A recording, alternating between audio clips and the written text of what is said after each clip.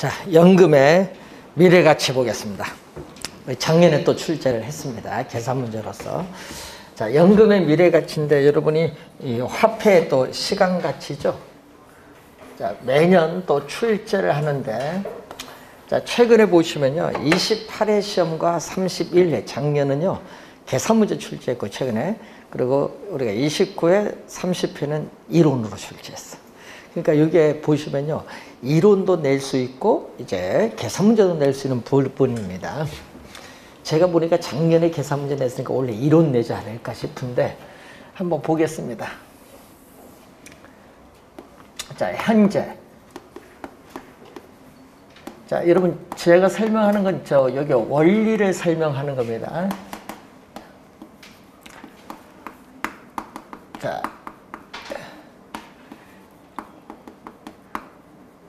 우리가 기말에 불입을 한다. 돈을 우리 기말, 뭐 1년 말, 뭐 이렇게 기말 불입을 하고 우리가 기말 돈 받는다. 이 수령을 전제로 합니다. 자, 뭐 복리계산이고 당연히 연이자율은 R%라고 봅니다. 자, 예를 들어서 매년 말, 자, 여기 A다. 그럼 예를 들어서 매년 말 A인데 여기 1,000만 원 뭐 이렇게 뭐 금액 들어가면 돼. 매년 말 동일한 금액 1,000만 원 이런 식으로. 자, A라는 매년 말 동일한 금액인데, 자, 여러분이 은행에 5년 만기 정기적금에 가입을 했어요. 자, 여러분 은행 가서서 5년 만기 정기적금에 가입을 했어요. 그래서 매월 50만 원씩 적금을 이제 넣고 있어요. 그럼 5년 말 만기 됐을 때 받을 수 있는 금액 총 얼마냐? 그걸 구할 때 우리 이 수식을 이용하는 거예요. 자, 그러면은 매년 말 받는 연금의 A원을 은행에 계속 적립을 해요. 받는 A원을 계속 적립을 해 나가면은 N 년 말 만기가 됐을 때 받을 수 있는 총 금액이 얼마냐? 그럼 N년 말 만기 딱 됐어요. 여러분 A원을 은행에 돈 넣었는데 만기 바로 됐으니까 바로 찾아요. 이자가 없죠. 넣자마자 바로 찾으니까 이자가 없어. 그냥 얼마? A원. 근데 N-1년 말에 A원을 은행에 적립을 하면요, 요 1년 동안, 만기 남은 1년 동안 뭐가 붙어? 이자가 붙어요. 그래서 A 곱하기 우리가 앞 시간에 배웠을 때 이자는 1년 동안 붙죠? 1승. 예? 이자 붙었어요. 자, 이런 식으로 계속 가면은 1년 말에 A원을 적립을 하면 이자는 몇 년간 붙어요? 자, 이자는 이 기간 동안 붙어요. 이자가. 그러니까 N년에서 1년을 빼니까 얼마? N-1년 동안 이자가 붙는다. N- 몇 년? 1년 동안 이자가 붙는다. 그래서 이 금액을 지금 복리계산입니다. 이 금액을 전부 다 더해주면은 N년 말 만기가 되었을 때 받을 수 있는 총 금액이다. 이것을 연금의 뭐라고 한다? 미래가치다. 자, 여러분 시험 문제 29회 시험은요, 요걸 말로 출제했어. 29회 시험은 말로. 어떻게 돼? 매년 말 A원을 적립을 했을 때 N년 말 만기가 됐을 때 받을 수 있는 원금과 이자의 총 합계 금액 얼마냐? 이걸 연금의 미래가치인데 이걸 말로써 29회 시험엔 또 출제를 했고, 예? 30회 시험에 말로 출제하고 31회 작년에는 뭘로 출제했냐? 계산 문제 출제했어요. 그럼 얼마죠? 요 연금의 미래가치는? 자, 30회는 말로 출제를 했고 31회는 계산 문제. 요거 다 더해주면 얼마? 공통되는 숫자 얼마? A를 묶어낸 거죠. 그럼 얼마 나오죠? 1 플러스 R에 1승해서 마지막 1 플러스 R에 N-1인데 여러분 이 수식을 계산한 최종 결론이 여러분 교재에 나와 있는데 이걸 뭐라고 하냐 하면요. 자, 여러분 매년 말 동일한 금액 A원을 은행에 계속 적립을 해 나갈 때 N년 말 만기가 되었을 때 받을 수 있는 총 금액을 구해주는 이것을 우리 연금의 미래가치 계수라고 해요. 연금의 미래가치 계수 또는 이것을 연금의 내가 계수라고 해요. 계산을 하면은 자, 이걸 작년에 출제했어요. 그럼 작년에 여러분 요거 계산을 하는 것은요, 고등학교 때 배우는 등비수를 합구하는 건데 요걸 모르잖아요. 그럼 여러분 거기 교재 나오는 그 최종 결론, 그 공식을 알아야 풀 수 있는 문제를 작년에 출제했어요. 그러니까 분모가 뭐 나오죠? 거기 보니까 분모가 R. 예? 최종 결론 보니까 분모가 R이니까 그 얼마죠? 이제 연 2자율인데, 그럼 연 2자율이 3% 하면 얼마 들어와야 돼? 0.03. 0.03이 들어오고 3%면, 근데 월로 가면 어떻게 돼? 연 2자율이 3%면 월로 가면 12개월로 나눠주면 되지. 그러니까 12분의 0.03 그렇게 들어와야 돼. 작년에. 그럼 또 분자는 또 어떻게 돼? 거기 이제 분자도 거기 맞춰서 또 1 플러스 얼마? 12분의 0.04 몇 년? 5년이라 하면 몇 년? 12개월이니까 60개월 곱해주면 되죠. 60개월. 그리고 이제 마이너스 1. 그게 작년 시험 정답이었어요. 그 공식을 알아야 풀 수 있는데, 그 요걸 뭐 이런 건 암기할 수 있는 방법은 아니고, 예?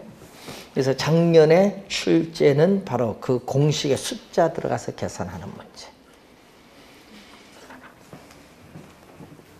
자, 그래서 작년 시험에 요거 계산하는 문제, 요거 있죠? 50만 원 주어주고 계산하는 문제 출제했어요. 그 요거 계산한 게 아까 거기다 보니까 이런 게 나오잖아요. 이 아래 3%면 12분의 0.04 올라가면은 12분의 0.04 여기는 몇 개월? 5년이면 60. 네, 그러면 되죠. 그게 곱해주고 여기에 50만 원 주어졌으니까 곱해주면은 정답. 작년에 그거 출제했어요. 그러니까 여러분이 원리를 요 이론은 말로 묻는 문제, 연금의 미래가치 개념은 30회 시험. 작년은 계산 문제.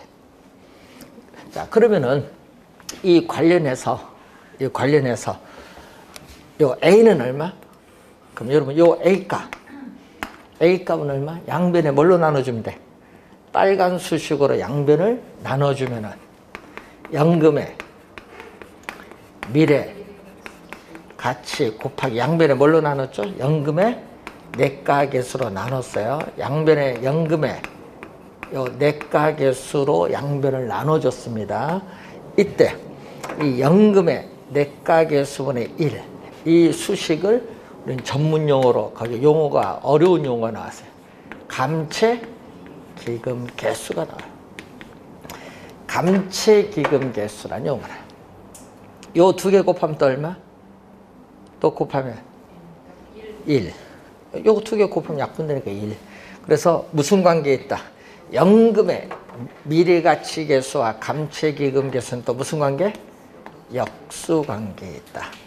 역수관계 시험엔 하여튼 단골입니다. 시험에 출제 많이 합니다.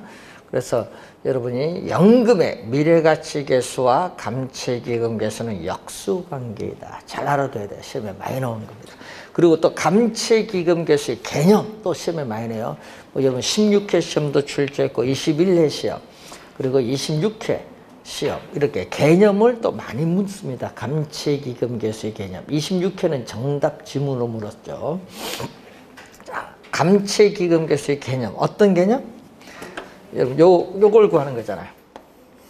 자, 여러분 이런 거거든요. 자, 5년 후에 연금의 미래가치 5년 후에 1억 원을 만들기 위해서, 자, 여러분 5년 후에 1억 원을 만들기 위해서 정기적금에 가입을 했을 때 매월 불입을 해야 돼. 적금액 얼마냐?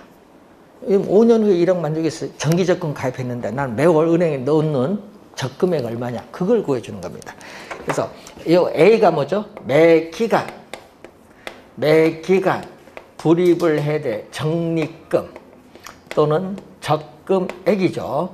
여기 얼마냐? 적립금 적금액 얼마냐? 이걸 구해줄 때 뭐를 곱해주면 된다?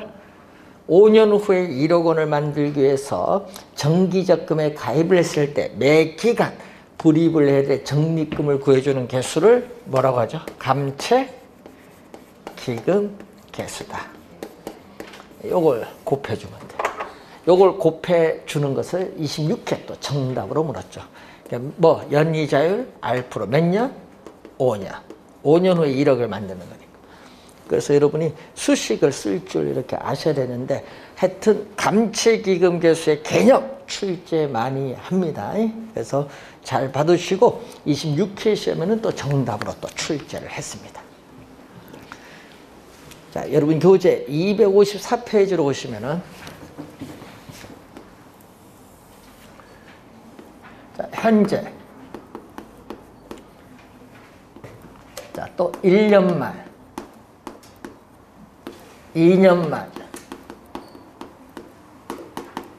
N은 년 말인데 또 매년 동일한 금액의 A원. 자, 매년 동일한 금액의 A원을 나는 매년 말 안 받겠다. 현재 일시불로 한꺼번에 받겠다. 이런 거 있어요. 여러분 우리 과거에 국민연금이 있는데 국민연금 초창기에는요. 어떻게 돼요? 일시불로 줬어요. 매월 줄 걸 안 주고 일시불로 신청하면 일시불로 줬어요. 그러면 일시불로 주려면 뭐다? 현재 가치로 할인해야지. 여러분 1년 말에 A원이 현재 얼마냐? 그럼 A원보다 작아요. 왜? 할인을 해야 되니까. 할인을 합니다. 그럼 얼마? 1년 말에 A는 미래가치잖아요. 현재 가치로 할인을 합니다. 얼마? 기간이 1년이니까 1사 할인했어요. 그러면 2년 말에 A원은 현재 얼마? 1 플러스 R은 할인율이죠. 몇 년 기간은 2년이니까 제곱. 자, 이런 식으로 오면은 N은 년 말에 A원은 현재 얼마? 1 플러스 R의 기간은 몇 년? N은 년이니까 N승. 이 금액을 다 더해준 게 바로 뭐다? 금액을 다 더해주면은 매년 말 A원을 현재 일시불로 환원한 금액을 구해주는 것을 말하는데 이것을 연금의 현재 가치라고 해요. 현재 일시불로 환원한 금액 얼마냐? 이걸 연금의 무슨 가치? 현재 가치. 그럼 이것도 다 더해준 거니까 또 A라는 공통되는 숫자를 묶어내면 얼마죠? 1 플러스 R의 1승분의 1 플러스 R의 제곱분의 1 해서 마지막은 1 플러스 R의 N승분의 1인데 또 요거 계산을 하면 안 되고 이 수식을 또 뭐라고 하냐 하면은 이 수식은 또 연금일 때는 또 연금이 붙고요. 연금일 때는 연금 붙고 또 현재 가치일 때는 무슨 가치죠? 현재 가치 개수. 그래서 매년 말 동일한 금액 A원의 연금의 현재 가치 개수를 곱하면 연금의 현재 가치를 구할 수 있다. 연금의 현가 개수에 대한 내용이죠. 그래서 여러분 연금의 현가 개수는 매년 말 동일한 금액의 A원을 현재 일시불로 환원한 금액을 구해주는 개수를 말한다. 자, 연금의 현가 개수죠. 자, 여기서 또 A 구할 때는 얼마죠? A는 양변에 또 뭘로 나눠준다? 연금의 현재 가치 개수로 또 나눠주면 되죠. 양변에 요 연금의 현재 가치 개수로 또 나눠주면 돼요. 연금의 현재 가치 개수로 양변을 나눠주면은 이 A 값을 구할 수 있는데 이때 이 값을 우리는 용어로서 전문 용어로 저다 상수라고 해요. 또 요 두 수식을 곱하면 1. 자, 여러분 또 2년 전 30회 시험에 나왔죠. 또 지문상에 연금의 현가계수와 저당상수는 또 무슨 관계? 역수관계. 또 출제를 했어요. 2년 전에. 하여튼 역수관계 많이 나오는데 지금 3개 배웠죠? 하나, 둘, 앞시간 해서 3개. 이건 꼭 기억해야 됩니다. 계산 문제 아니잖아요. 그래서 연금의 현재가치계수와 저당상수는 역수관계, 연금의 미래가치계수와 감채기금계수는 역수관계인데 시험엔 또 이렇게 냅니다. 연금의 현재가치계수와 연금의 미래가치계수는 역수관계다. 보면 맞는 것처럼 보이는데 틀린 지문입니다. 그렇게도 또 출제를 해요. 자, 이때 요 A가 뭐죠? 요 A. 여러분, 요때 연금의 현재 일시불이죠. 주택융자금은 어떻게 돼? 금융기관으로부터 현재 일시불로 한꺼번에 대출받아. 그래서 여러분이 연금의 현재 가치, 이것은요, 우린 금융기관으로부터 대출받은 금액이에요. 주택융자금인 대출금은 한꺼번에 받아요. 여기에 뭐를 곱해주면 저당 상수, 저당 상수를 곱해주면, 요 저당 상수를 곱해주면은 요 A 값이 나와. 이 A 값이 뭐냐? 매기간 불입을 해야 돼. 여러분이 부채 서비스에, 여러분 대출을 받으면 매기간 갚아나가는 원금 이자를 묻는 건데, 원리금 상환액을 묻죠. 어떤 경우 우리는 대출을 받았을 때 우리는 원리금을 균등하게 갚아나가는, 자, 원리금 균등 상환 방식일 때 요 수식을 사용하는데, 여러분 여기 원리금 균등인데 이걸 29회는요 원금 균등으로 출제했어. 말을 또 바꿔버렸어요. 자, 원금 균등이 아닙니다. 뭐다? 원금 균등이 아니라 원리금 균등. 원리금을 균등하게 갚아나가는 방식일 때 이 수식을 이용하는데, 이 수식은 매년 출제가 되는 중요한 수식. 요거는 매년 출제되는 중요한 수식. 뭐 그러니까 당연히 작년에도 출제를 했겠죠. 예, 금융이론에서 작년에 또 이 수식을 알아야 계산이 돼요. 그래서 요 수식을 매년 출제하는 겁니다. 그래서 대출금의 저당 상수를 곱하면은 매 기간 갚아나가는 원리금 상환액을 구할 수 있다. 중요하죠. 그리고 요 말로써 또 30회 시험에 또 출제를 했어요. 하여튼 시험에 요거 모르면 큰일 납니다. 매년 출제되는 또 중요한 수식.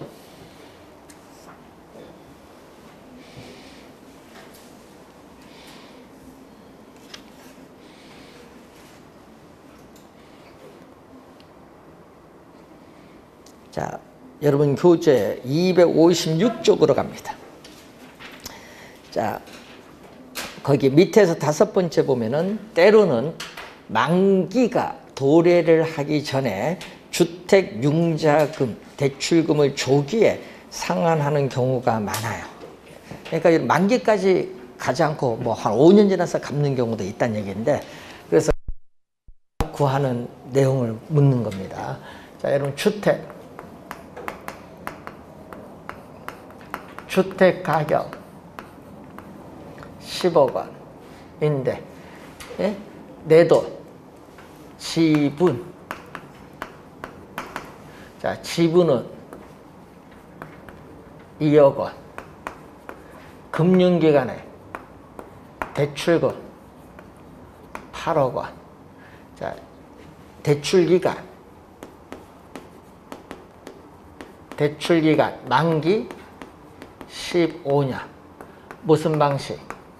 원리금 균등 상환으로 우리 해줬다. 예, 예를 들어 본 거예요. 자, 이때 5년 후 만기가 15년인데 5년 후, 즉 만기가 도래하기 전에 중도에 뭐 한다? 처분을 했어요. 그러면은 5년 후에 주택을 처분을 했다. 그러면은 요 대출금, 내 돈은 관계없지. 대출금 중에서 2년 동안, 5년 동안 뭐 갚은 돈이 있겠죠. 자, 5년 동안 상환된 대출금 중에서 5년 동안 상환된 원금이 얼마? 2억 원을 갚았어요. 15년 만기에서 2억 원을 갚았고, 그럼 아직 못 갚은 돈이 뭐죠? 상환된 원금. 자, 상환된 원금이 얼마? 6억 원. 8억에서 2억 빼니까 6억 원. 자, 여기서 여러분이 거기에 밑에서 우리가 보시면은 미상환된 원금, 밑에서 세 번째 보니까 이걸 뭐라고 하죠? 잔금. 용어가 좀 어렵네요. 미상환된 원금을 잔금이라고, 잔금. 근데 문제는 잔금으로 출제하면 좋은데 이걸 또 다른 말로 출제를 해요. 잔금을 아니라 또 어떻게 출제한다? 우리는 대출 잔액. 여러분 금융기관 가면 대출 잔액 얼마냐 이거. 대출 잔액, 저당 잔액 다 같은 말이에요. 또는 우리 또 나중에 또 들어볼 용어 중에 미상환, 저당, 잔금이라고도 또 나오는 게 있어요. 다 같은 말입니다. 뭐 잔금, 대출 잔액, 예? 저당 잔액, 미상환, 저당, 잔금 뭐 다 같은 말이야. 예? 시험 출제위원회가 뭘로 출제할지 몰라. 예? 그래서 강원대 교수 출제할 때나 대구대학교 교수 출제할 때 다 말을 제각각으로 출제하다 보니까 주의를 좀 해둬야 되는데, 자, 이때 여기서 상환 비율은 얼마? 상환 비율. 상환 비율은 대출금 얼마 받았냐면 8억에서 대출금 중에서 상환된 원금이 차지하는 비율 얼마? 2억이니까 4분의 1, 0.25. 100을 곱해주면 25%, 0.25. 자, 그러면 또 여기서 이제 뭐가 나오죠? 잔금 비율이 나와. 이 잔금 비율이 어렵다는 거죠, 용어가. 잔금 비율이, 우리가 용어가 좀 어려운 용어입니다. 잔금 비율. 자, 잔금 비율인데, 잔금 비율에서 또 대출금 8억 중에서 미상환된 원금이 차지하는 거예요. 여기는 미상환된 원금이 차지하는 비율. 미상환된 원금입니다. 시험 문제 좀 주셔야 돼요. 여기 얼마? 6억. 4분의 3이니까 얼마? 0.75. 곱하기 100 하면 75%. 두 개 더해주면 얼마? 1. 그러면 문제는 잔금 비율 관련해서 계산 문제는 14회 시험에 한번 출제를 했고, 또 요 용어, 예? 대출금에 대한 미상환된 원금이 차지하는 비율을 잔금 비율 하는 건 또 15회 추가 시험에 또 출제를 했어요. 예? 그리고 또 최근에 출제된 건 요거. 상환 비율과 잔금 비율을 대주면 얼마 나온다? 1. 최근에 출제는 요거. 자, 26회 시험은 1. 그리고 12회는 잔금 비율은 1 마이너스 상환 비율. 그리고 요걸 29회는 요거 1을 뭘로? 0으로 출제했어. 그러니까 요 말이 또 중요하죠, 시험 문제는. 상환 비율과 잔금 비율 대주면 1이다. 꼭 기억을 해 두시고, 0이 아닙니다. 1. 그래서 12회 시험, 26회, 29회 시험에 또 출제된 수식. 그러면 여러분 시험 문제 출제는 어느 거 보니까 중요시 여기는 것 같아요? 봤더니 어느 거? 요 두 개를 자주 나온다는 얘기죠. 지문 속에. 두 개를 자주 우리 지문 속에 출제한다는 걸 염두에 좀 두시면 되겠습니다. 자, 상환 적용표 257페이지. 자, 매 기간 밑에서 5번째 매 기간의 저당 지불액. 여러분 저당 지불액을 다른 말로 또 갑니다. 원리금 상환액. 자, 저당 지불액을 다른 말로 원리금 상환액. 그러면 아까 또 뭐죠? 부채 서비스액이다. 저당 지불액을 다른 말로 부채 서비스액, 원리금 상환액 같은 말. 257페이지 밑에서 5번째. 그러면 매 기간 저당 지불액을 뭘로 나눈다? 아까 저당 지불액 원리금 상환액이니까 이것을 원금 상환액과 뭘로? 이자 지급분으로 둘로 나눈다는 얘기죠. 그때 원금의 미상환분이 요거 뭐입니까? 여러분 원금의 미상환분이 요거 잔금이야. 여러분 원금의 미상환분, 이 잔금을 하나의 표에 나타낸 것을 전문용어로 뭐라고 설명? 상환 조경표다. 그래서 그 상환 조경표가 여러분 얘가 나와 있어요. 258페이지 그 표. 이 표가 상환 조경표야. 되겠죠?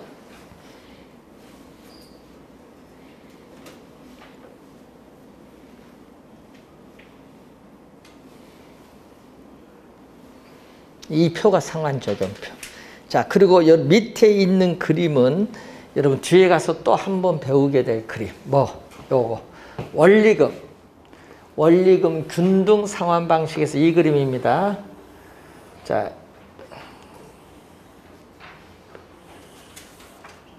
이게 만기, 대출기간 만기로 가는데, 자, 여러분 요겁니다. 원리금 균등 상환 방식에서 원금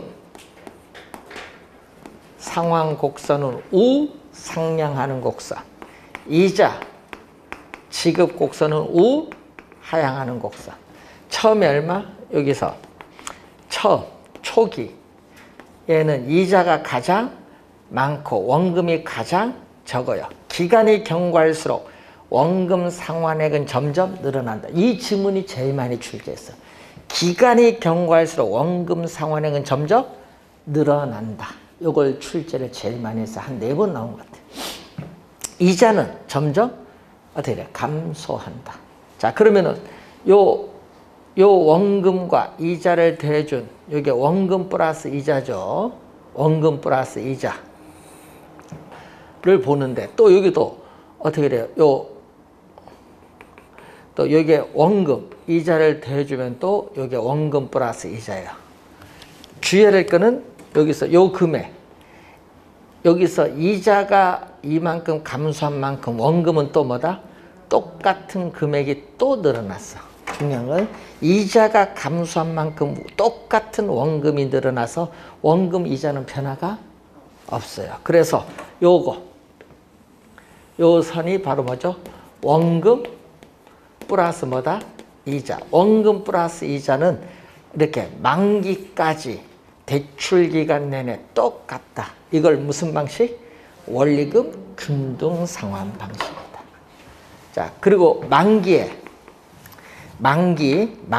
약 3분의 2, 만기에 약 3분의 2 정도 지났을 때 대출금의 약 반, 50%가 상환됐다고 우리는 볼 수 있다. 259페이지 거기 색깔에 나와 있죠. 3번에 위에서 한 10번째 내려오시면 색깔 딱 돼서. 색깔은 중요하다는 얘기겠죠, 뭐.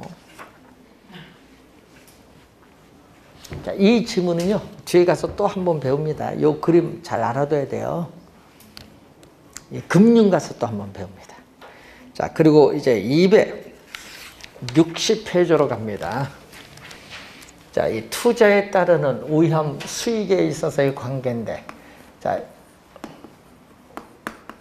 위험은 리스크죠. 위험은 리스크. 자, 위험 자체는 리스크인데 259페이지 밑에 우리가 나와 있는 부분입니다. 리스크. 위험 자체는요, 뭐 불확실성. 요즘 뉴스 보니까 주식시장에서 요거 많이 나오대, 용어 요즘. 뉴스 보면요, 주식시장에서 뭐 변동성. 주식시장의 변동성이 크다, 작다. 얘기는 변동성이 위험이에요. 미래의 불확실성 자체 또는 변동성 자체를 위험이라고 해요. 그러면 여러분이 불확실성, 미래의 불확실성, 변동성이 클수록 위험은 뭐다? 높다. 반대로 뭐가 되면은, 반대로 우리가 불확실성이 낮거나 변동성이 낮으면 위험도 뭐다? 낮다고 이렇게 볼 수 있다, 이런 얘기죠.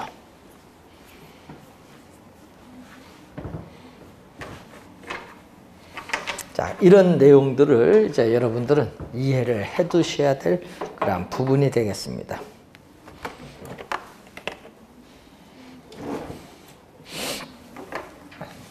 자, 그러면 위험의 유형.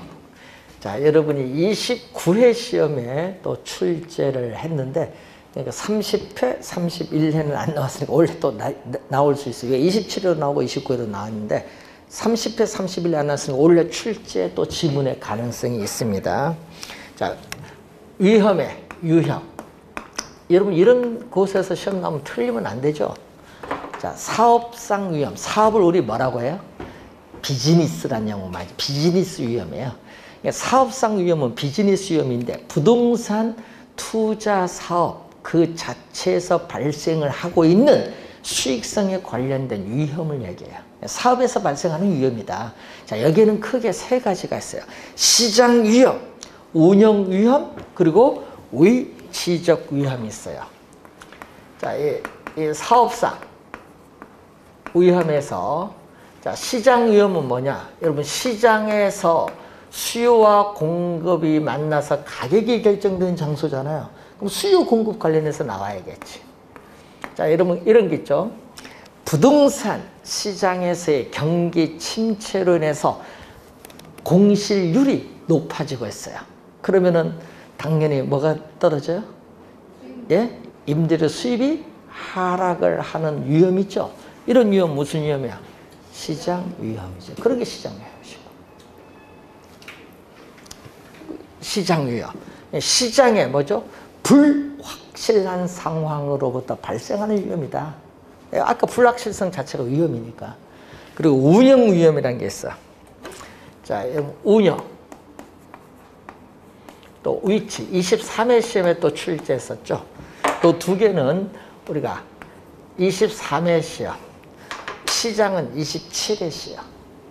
시장 위험 27회. 요 두 개는 23회 시험. 그러니까 여러분 시험 문제 막 용어들이 막 섞어서 출제를 한다는 얘기인데, 자, 우선은 운영 위험 말 그대로 운영하는 거예요. 부동산을 보유를 하잖아요. 그럼 운영을 하게 돼요. 운영을 하게 되면 뭐가 있어요? 여러분이 부동산 회사에 뭐 근로자들이 파업을 할 수도 있잖아요. 근로자의 파업. 부동산을 직접 운영하는 데 드는 비용이 있어요. 이걸 전문 용어로 영업 경비라고 하는데, 영업 경비에 변동이 나올 수도 있어요. 또 여러분 임차인이 임대료를 뭐 한다? 연체할 수도 있죠. 이런 거. 이런 것으로 발생하는 수익성의 불확실성을 지칭하는 그러한 개념들이 다 무슨 위험? 운영 위험. 운영 위험. 자, 부동산은 위치가 고정되어 이동할 수 없어. 그러니까 여러분 유리한 위치에 있느냐? 불리한 위치냐? 이거 상당히 중요해. 특히 상가 이런 건요. 그래서 여러분이 이 위치가 고정되어 있기 때문에 앉게 되는 위험이에요. 그래서 부동산은 고정되어 있기 때문에 부동산을 둘러싼 뭐가 변한다? 환경이 변하면, 부동산을 둘러싼 환경이 변하면 상대적 위치가 달라짐으로써 발생하는 위험을 무슨 위험? 위치적 위험이다. 이거 우리 무슨 상가 있는 빌딩 구입할 때 상당히 중요합니다. 주택도 좀 중요하겠지만, 자, 그런 위험이 우선 나타납니다. 시험 문제에 요거 세 가지 나오는 위험은 다 무슨 위험? 사업상 위험. 자, 29회 시험에 출제된 금융 위험. 요건 29회 시험에 또 출제를 했어요. 금융은 늘 얘기지만 자금을 금융기관으로부터 융통받아요. 자, 금융기관으로부터 융통받은 대출금, 부채가 많으면 많을수록 원금 이자, 원리금 상환 부담도 높아져요. 그러면 돈 못 갚을 가능성, 돈 못 갚는 건 채무 불이행이라고 하는데, 채무 불이행될 가능성이 점점 커지게 되는 위험을 금융 위험이다. 금융 위험. 여러분, 돈은 안 빌릴 수는 없잖아요. 부동산은 고가니까 지렛대 효과를 활용해서 빌려야죠. 그런데 우리나라 사람 돈 빌리는 걸 빚이라고 생각을 하신 분이 꽤 많아요. 예? 조사를 해보면은, 요거는 언제? 중고등학교부터 공부 잘못 배운 거야. 그러니까 우리 그 중고등학교, 초중고에서 금융이론을 안 가르쳐서 그래, 경제. 외국은 6살부터 가르치는데, 선진국. 우리는 어떻게 돼요? 꼭 양반, 뭐 옛날에 보면 조선시대 이 기품이 나와서 돈과 관계된 강의를 안 해요. 초중고에. 해줘야 되는데. 그러니까 어떻게 돼? 문화 사람들이 대학교 들어가서 이제 문제가 생기는 거예요. 금융 이런 문제. 그래서 외국에 보면요. 그래서 우리나라 금융에 관련된 이게 상당히 낮습니다. 여러분, 금융 부채 아니에요. 여러분, 남의 돈을 빌리는 걸 잘 활용을 해야 돼요. 예? 뭐든지. 자, 그래서 여러분 1억 빌려서 망하나 100억 빌려서 망하나 망하는 건 똑같아요. 야, 이거 많이 빌려 볼수록 좋은 거예요. 자, 우리 요즘 우리 보시면은 이 금융이죠. 금융상에 우리가 오이혐이 또 나타날 수 있다. 여러분 돈을 빌렸는데 갑자기 대출 금리가 급격하게 오르면서 이자 감당 못할 수도 있죠. 이런 것도 무슨 위험이야? 금융 위험이죠. 그런 것도. 네? 자, 그런 것도 이제 금융 위험인데 또 법적 위험 있죠. 법적 위험, 법적 환경이 변화함으로써 발생하는 위험. 대표적으로 토지 이용 규제의 대표적 수단이 지역 지구제인데 이 용도 지역 지구가 변경되지 못함으로써 발생하는 위험이 있어요. 그런 위험도 있고 또 요즘 정책이 있잖아요. 정부의 이 정책, 재정 정책이나 금융 정책, 이 정부의 정책의 변화로 인해서 발생하는 위험도 무슨 위험? 법적 위험. 법적 위험입니다. 자, 인플레이션 위험은 또 27회 시험에도 또 출제를 한 위험인데 물가가 지속적으로 상승하는 현상이 인플레이션입니다. 그러면은 전과 동일한 물건을 사는 때 인플레이션이 발생하면 돈을 더 많이 지불해야 됩니다. 그래서 구매력이 하락할 위험입니다. 인플레이션 위험은 구매력이 하락할 위험인데, 자, 여러분 우리 금융이론을 배우면요, 우리 나중에 금융이론을 배우면은, 자, 인플레이션이 발생하면은 채권자인 금융기관은 대출금의 가치가 하락을 해요. 빌려줬으니까. 그렇기 때문에 금융기관은 인플레이션이 발생하면 뭐를 올린다? 대출 금리를 인상을 해요. 인상해서 누구에게? 차입자에게 떠넘겨요. 예? 이게 무슨 위험? 인플레이션 위험이 발생해서 그렇습니다. 그 지문이 27회 시험에 출제를 했어요. 그런 지문들이. 그래서 인플레이션 위험, 거기 몇 번? 거기 2번 지문 있죠. 5에서 한 4번째 그 지문이 27회 시험에 출제했다는 내용이죠. 자, 유동성 위험은요, 시험에 진짜 많이 나요. 요거는 27회도 냈지만요, 29회도 냈어. 29회도 냈고, 27회도 나오고, 21회도 나오고, 17회, 14회, 한 5번은 낸 것 같아요. 위험이 종류 나올 때. 유동성은 황금성이라고 돼. 여러분, 유동성은 뭐라고도 한다? 황금성. 황금성은 우리 들어봤으니까. 예? 부동산을 처분하여 현금화하기가 어렵다. 이게 황금성이죠. 그 위험이에요. 그러니까 유동성 위험은 황금성 위험인데, 자, 여러분 여기서 부동산을 처분을 하여 현금화하는 과정에 있어서 시장 가치의 손실의 가능성을 말합니다. 자, 현재 시장의 부동산 가치 5억입니다. 근데 부동산을 처분하기 어려워서 금매로 했어요. 금매로 사기 매각했습니다. 그럼 얼마 손해봤죠? 1억 손해봤잖아요. 1억. 1억 손해봤죠? 그럼 그게 유동성 위험이야. 자, 여러분 우리 서울특별시의 우리 모 구청장님이 이 서울 시 요즘 경선에 나오는 것 같은데, 경선 나오는데 이제 뭐가 이제 등록 이제 꼬투리 잡으면 안 되니까 숨기는 재산을 정리를 좀 해야 돼요. 네? 그래서 정리하려고 갔더니 갑자기 뭐를 해야 돼?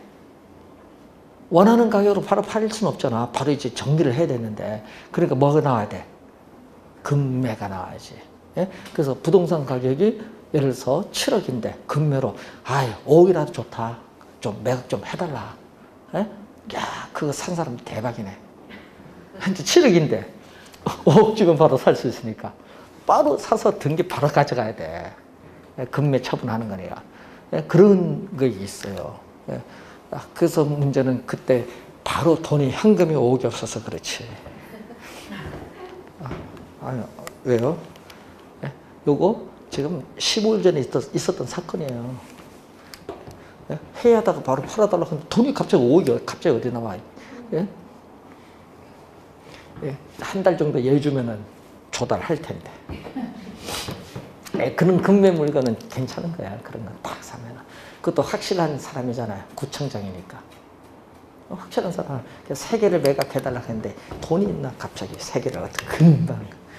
그래서 연결을 시키는 거야. 인천에 사람, 돈 있는 사람 한 사람, 서울에 한 사람 이런 식으로 연결해서 빨리빨리 매각시켜야 돼. 자, 금매란 게 그래서 좋은 겁니다. 여러분 살 때 금매. 네. 무슨 위험? 유동성 위험. 시험 문제 진짜 많이 출제합니다. 자, 수익률로 갑니다. 261페이지에. 자, 수익률은 부동산을 취득을 하는데 총 투자 금액 또는 투하된 자본, 부동산을 취득하는데 투하된 자본, 총 투자 금액에 대해서 뭐의 비율? 순수익과의 비율. 여러분 순수익은 순영업소득입니다. 자, 여러분 부동산 취득하는데 총 투자 금액 10억이에요. 순수익 1억. 그럼 몇 프로? 10%. 10%잖아요. 근데 문제는 이 수익률의 종류가 세 가지가 나와요. 자, 세 가지를 보면은 기대 수익률을 다른 말로 예상 수익률, 투자가 이루어지기 전이니까 사전 수익률이라고 하는데, 자, 여러분 쉽게 얘기하면 요거 있거든요. 상가 있어요, 옆에. 자, 상가, 내가 저거 분양받아서 우리가 임대료 수입을 받았을 때 1년이 지나면은 한 6% 정도 예상되겠다. 그게 예상 수익률이에요. 아직 투자는 안 했는데 저거 분양받으면 1년 뒤에 6% 정도 예상되겠다. 이 수익률이 예상 수익률이에요. 기대 수익률. 아직 투자를 하지 않았는데 투자를 한다고 생각을 할 경우에 예상되는 수익률을 얘기해요. 그 수익률은 뭐 돈 들어온 것도 있고 나간 것도 있겠죠. 임대료 수입도 있지만 비용도 나갈 거 아니에요. 그래서 우리 부동산 투자로부터 미래에 예상되는 돈 들어오는 현금 수입, 나가는 현금 지출, 이걸 가지고 계산한 수익률입니다. 자, 실현 수익률로 갑니다. 실현 되었다. 자, 여러분 상가 샀습니다. 자, 상가 5억 분양받았어요. 1년 지났더니 계산해봤더니 수익률이 4% 나왔다. 이게 실현 수익률입니다. 그러니까 실제 투자가 이루어지고 난 후 현실적으로 달성된 수익률이다. 그래서 실현 수익률을 실제 수익률, 투자가 이루어지고 난 이후니까 사후 수익률이고, 이미 달성됐죠. 1년 지나서 달성됐으니까, 과거에 이미 달성됐으니까 이걸 전문용어로 역사적 수익률이라고 해요. 역사적 수익률입니다. 실현 수익률을 다른 말로 역사적 수익률이라고 한다. 역사적 수익률. 역사적 밑줄 그어두시면 되겠네요. 자, 요구 수익률을 갑니다. 자, 요구 수익률은 투자는 미래의 불확실성에 투자하니까 위험이 존재합니다. 그래서 위험을 감안했을 때 투자자가 자금을 투자함으로써 충족되어야 할 뭐죠? 최소한의 수익률을 얘기한다. 최소한의 수익률. 최소의 동그라미. 요거 시험 문제는요, 최대로 출제합니다. 뭘로? 최대로 출제. 우리는 여기 최소입니다. 최소. 최대가 아니라는 거. 우리가 7회는 최대로 나왔죠. 그래서 14회 시험, 우리가 27회 시험에 출제가 된 경우. 최소입니다. 최소. 최소한의 수익률. 최소한의 수익률이면서 무슨 개념? 기회비용 개념이다. 자, 우리는 기회비용 개념이 요구 수익률이다. 자, 여러분 기회비용은 여러분 선택의 대상이 여러 개 있을 때, 여러분은 어떤 것을 선택을 했어요? 선택 대상이 많은데 여러분 어떤 것을 선택을 했어요? 어떤 것을 선택을 했을 때 또 뭐 한다? 포기를 하는 거죠. 포기. 어떤 것을 선택하면은 우리는 포기되는 것 중에서도 최대의 가치를 기회비용이다. 자, 여러분 국채를 투자할 거냐, 정기 예금을 투자할 거냐, 주식을 투자할 거냐, 상가를 투자할 거냐. 자, 예상되는 우리 연간 수익률이 국채 1.5%, 정기예금, 아이고, 오늘 뉴스 보니까 우리은행 정기예금 6% 해놨대요. 와, 예? 특별 판매하는가 보지. 6%를 광고 나온 거 보니까. 주식, 자, 주식 우리가 평균 수익률이 10%다. 상가 우리가 7%다. 자, 그러면은 예상되는 연간 수익률이 가장 높은 뭐다? 주식을 선택해서 투자를 했어요. 그럼 주식을 선택했거든요. 그래서 그럼 주식을 선택을 했어요. 선택해서 뭐 했어요? 투자를 했어요. 주식을 선택해서 투자했을 경우에 기회비용 얼마냐? 그러면 선택은 요거 했잖아요. 그럼 주식을 선택해서 투자했을 경우에 기회비용은 포기는 요거 했어요.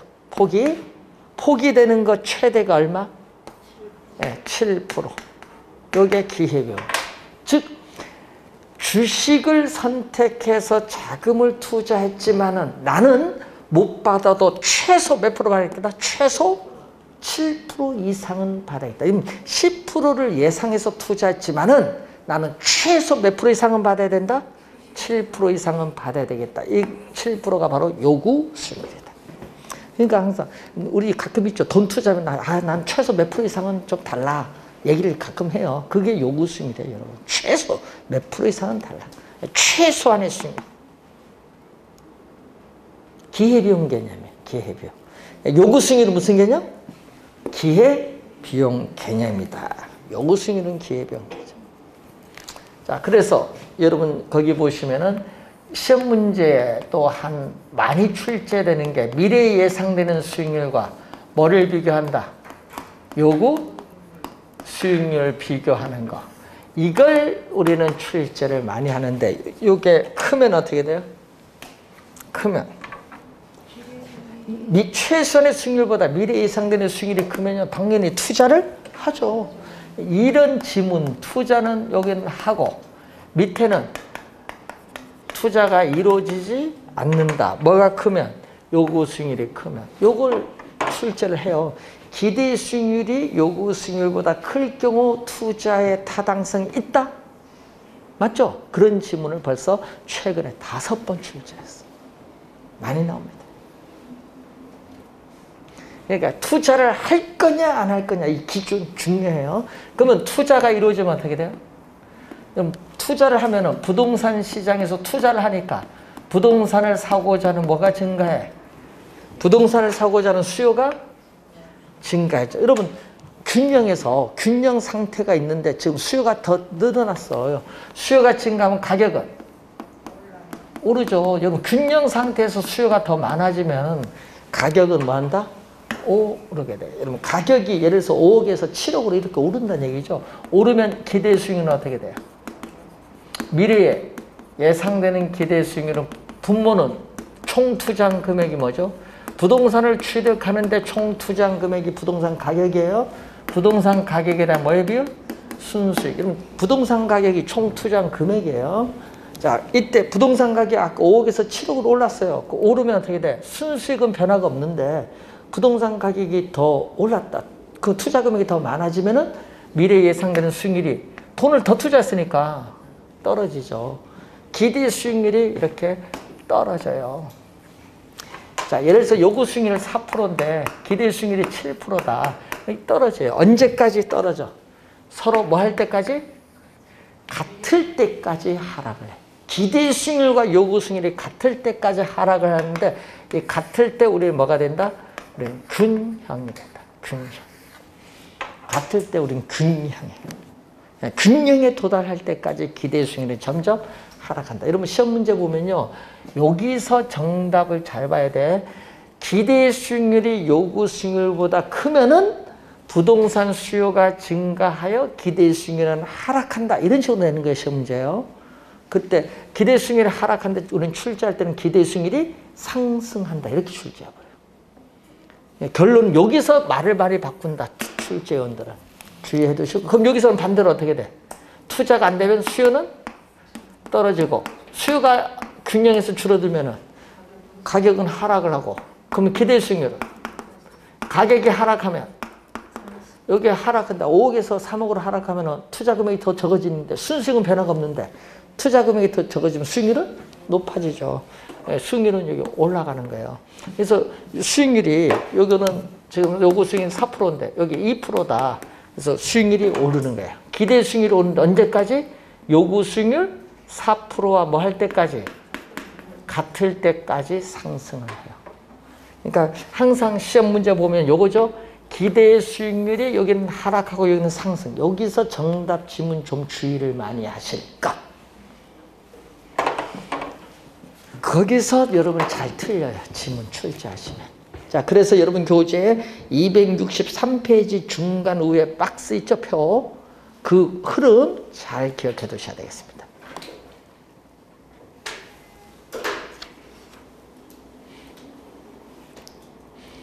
자, 잠시 쉬고 264페이지로 들어가겠습니다.